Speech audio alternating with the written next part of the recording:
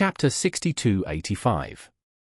Livin willingly gave up his position, which made President Pei and his wife feel relieved at the same time. The other vice presidents at the scene were also relieved instantly. They were also afraid that President Pei would ask one of them to make room for Jacob. Although everyone disliked Jacob, but no one wanted to offend him publicly when they thought that Orville was behind him. If one of them really had to give up his position, no matter who it was, they would not dare to refuse. Seeing that the matter had been temporarily resolved, President Pei could not help but give a thumbs up to his wife under the table. It must be said that his wife's plan was indeed comprehensive. With Livin's words, they could just make a job adjustment tomorrow and let Jacob come back to work, and the thorny problem would be solved. At this time, President Pei's wife deliberately said, "Why don't we all toast Livin together? This time we got to a conclusion, it's all thanks to him." Yes, yes, yes. President Pei came back to his senses. Immediately picked up the wine glass and stood up, saying to everyone, "Come on, everyone, let's toast Livin together.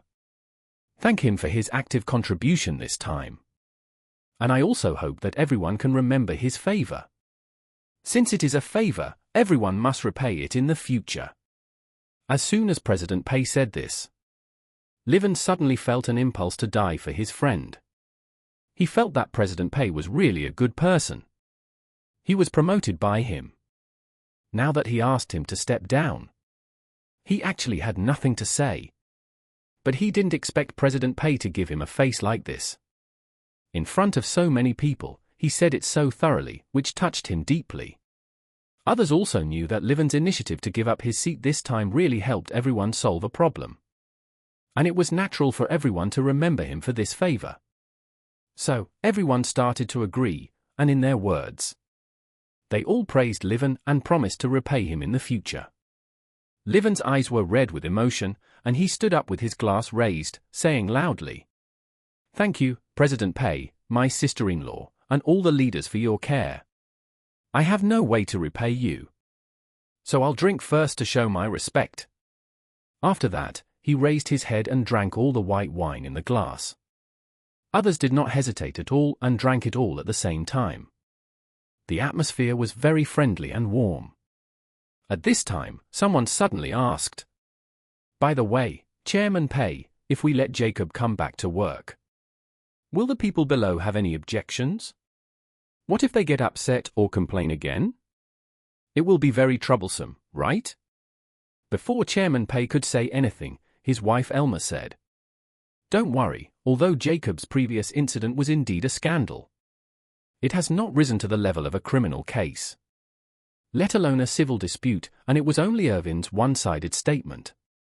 Without official intervention in such matters, those rumors will always be rumors. Anyone who goes to sue with unfounded rumors will never win." Elma said, "Let's take the currently popular practice of keeping a mistress as an example. If Jacob was exposed to have a mistress outside, and there was solid evidence, and his original wife also found the association to ask for justice, then the association would definitely fire him. But if only a woman came out and said that Jacob had a mistress, without any other evidence, and even his original wife did not admit it, then, in this case, no one would do anything to Jacob."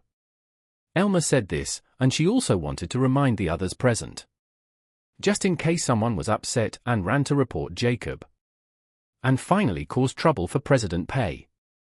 After all, in her opinion, once Jacob returned to the Calligraphy and Painting Association, someone would talk about Jacob's return.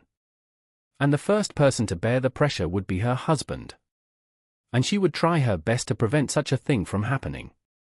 When the others heard her words, they felt that what she said was indeed reasonable. Once they subconsciously agreed with Elma's point of view and felt that complaining about Jacob would have no effect, they would completely cut off the little flame in their subconscious. The group reached a consensus, and the atmosphere soon became warm. And everyone toasted and exchanged cups, drinking very happily. President Pei has a good alcohol tolerance, but he deliberately controlled himself tonight and didn't really drink enough. However, in the second half of the drinking party, he deliberately pretended to have reached his limit. He leaned on the table for a while and then rubbed his temples pretending to have a headache. Even his wife was fooled by him. She poured him warm water and patted his back, showing her concern. Seeing that President Pei seemed to have drunk too much, everyone stopped toasting him. Instead, after the others shared the remaining wine, they ended the drinking party early on the grounds that President Pei was not feeling well.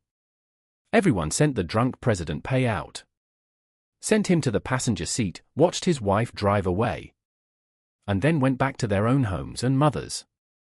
After the car drove a few hundred meters, President Pei, who was originally slumped in the passenger seat, sat up straight and said to Elma beside him, "Wife, turn right ahead." Elma was startled by his sudden words and asked in surprise, "Conan, didn't you drink too much?" "Not much," President Pei said. "This is not my capacity. If you want me to drink more, you have to drink at least half a kati of Moutai."